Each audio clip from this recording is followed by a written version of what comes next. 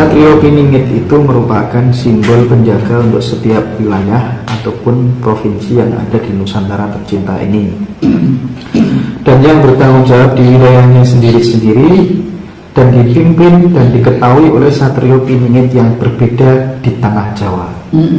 Dan di bawah naungan serta asuhan mandat dan sabda dari Sang Hyang Semar atau Sang Hyang Sabto Palonoyo Genggong, inilah ketujuh titisan awatara menurut urutan serta tingkatan gelar dan nama dari Satrio Piningit itu. 1. Satrio Murwo Kinunjoro Pulau Madura. 2.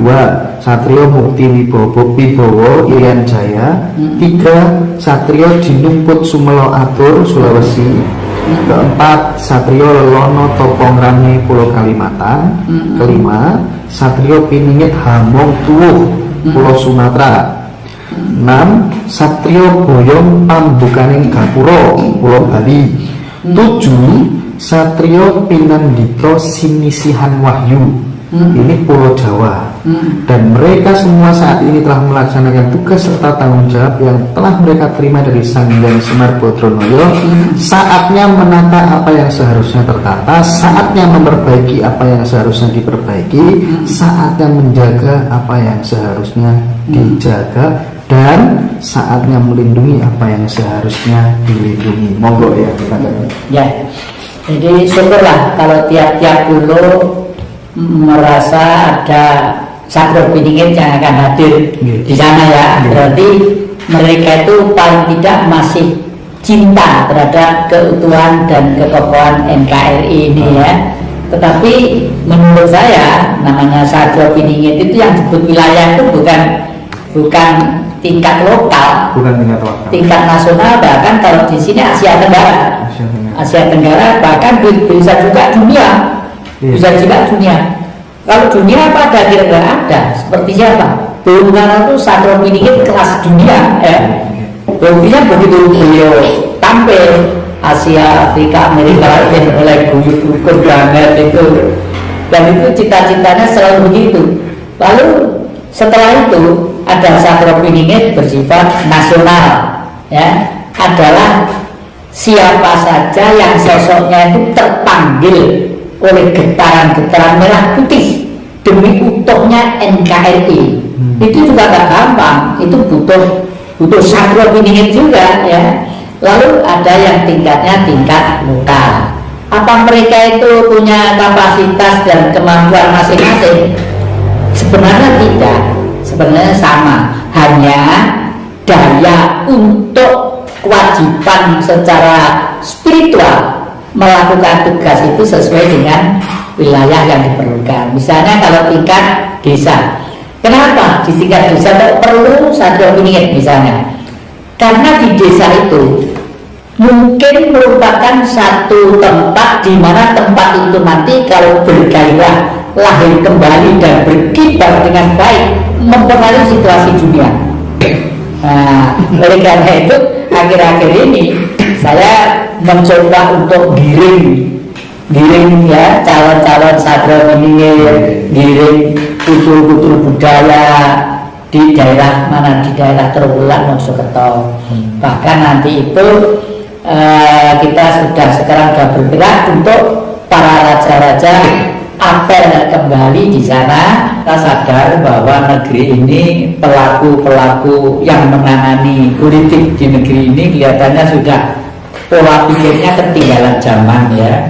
Mungkin saking asiknya, saking enaknya, sehingga lupa bahwa ada sesuatu yang penting yang belum mencuat ke permukaan. Dan ini sehingga melahirkan peraturan-peraturan dan undang-undang yang justru secara tidak langsung ataupun langsung mempersulit dan menghambat ketentraman dan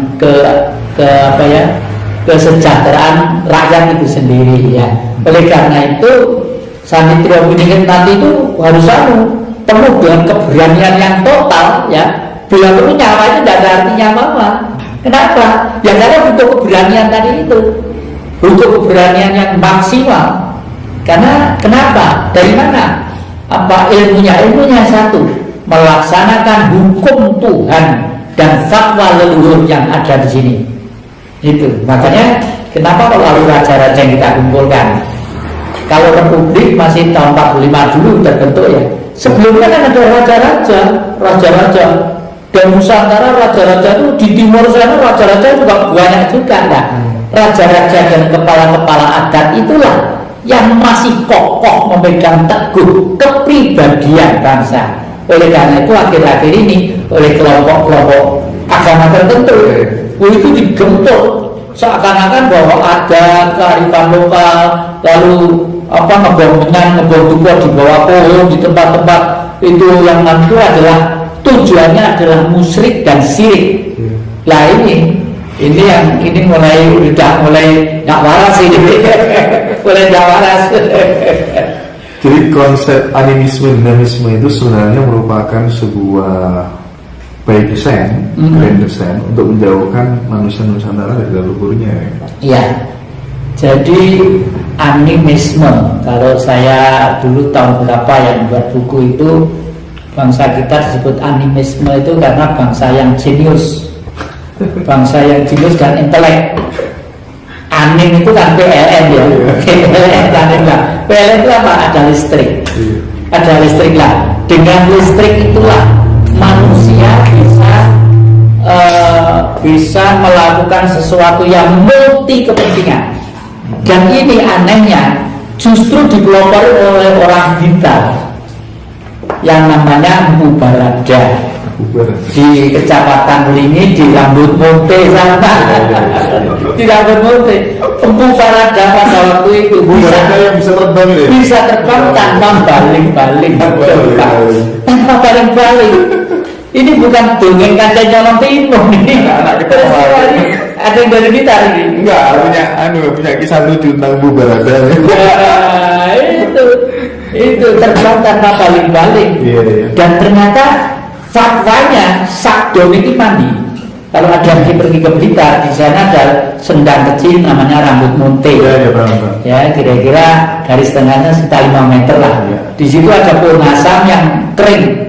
Yang kering ya tidak mati, saatnya daunnya tapi kecentek gitu loh. Karena disabda dulu pada waktu Mpu Barada mau terbang, jubahnya itu robek, kena tangi gitu.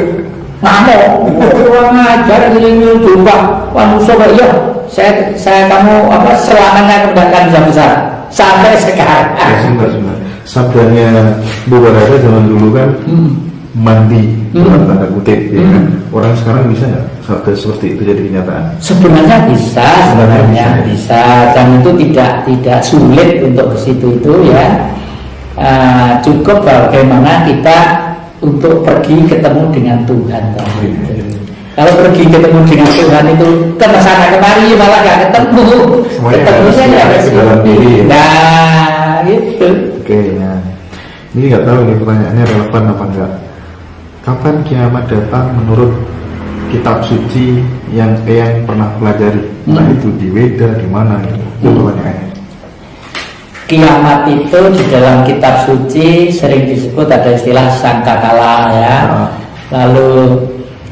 Lalu perubahan ekosistem secara global itu juga kiamat, atau itu kiamat kubro, kiamat kecil ya wis nyawari merujul, kiamat kecil ya. Nah, kiamat kubro itu apa pernah terjadi? Pernah kapan? Setelah benua Atlantik tenggelam ya. Di sana di kiri kanan Hawaii itu ada bangsa yang namanya bangsa Lemuria. Bangsa Lemuria pada waktu itu mau mengguli bumi, jadi begitu ya. Terus diketahui oleh orang yang bertuhan tadi itu. Ini kalau di pewayangan goro tanggap warso surah sirah jugo akeh bumi kocak gunung moyak mayi gunung gojang ganjing segoro kocak gunung gojang ganjing moyak mayi kawah condro timuko dan kinebul. Jadi bumi itu tidak bisa diprediksi gitu loh. Nah ini sebenarnya secara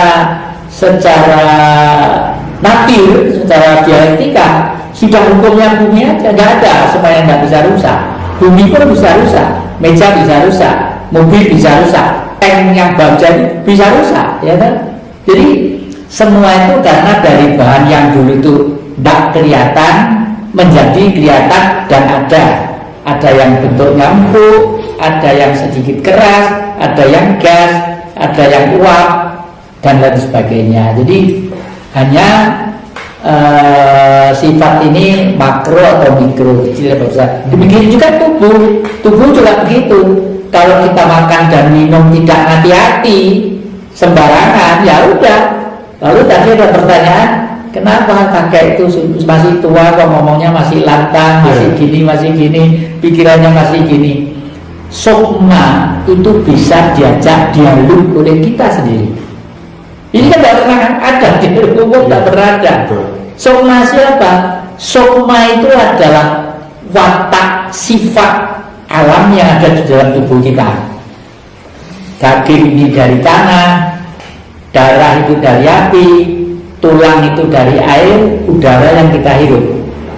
Ini kalau kita suatu saat diam dalam satu titik nol, yang ada adalah spirit yang dialog dengan sukma tadi itu.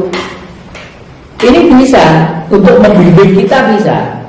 Contoh ya, saya ini punya patung saya itu namanya Maesasura. Ya, yang itu yang sana ya. Saya itu dia yang membuat saya umurnya modot itu dia. Dan yang melarang makan ini dia. Ngomongnya bagaimana? Patung bentuknya besi kok bisa ngomong? Ya perasaan gitu, perasaan. Saya menangkap karena kan hidup, dia besi kan hidup, ya toh? Hidup bisa ditempati sukma tadi itu, hidup aliran listrik tadi itu, angin tadi itu ya, bisa ditempati itu. Begitu saya diam gini lalu bilang, Kiai itu jangan makan daging kerbau sama sapi, Kiai. Loh, kenapa? Kerbau sama sapi dulu diturunkan di bumi itu untuk menolong manusia, untuk ngerjakan kebun, ngerjakan sawah, untuk gerobak. Tapi kadang-kadang Kiai kok tega ya, bangsanya saya ini, bangsanya kami ini, mereka kadang-kadang mengadakan idul kurban, poya-poya, rame-rame, seneng-seneng. Kiai jangan ikut makan. Saya itu mau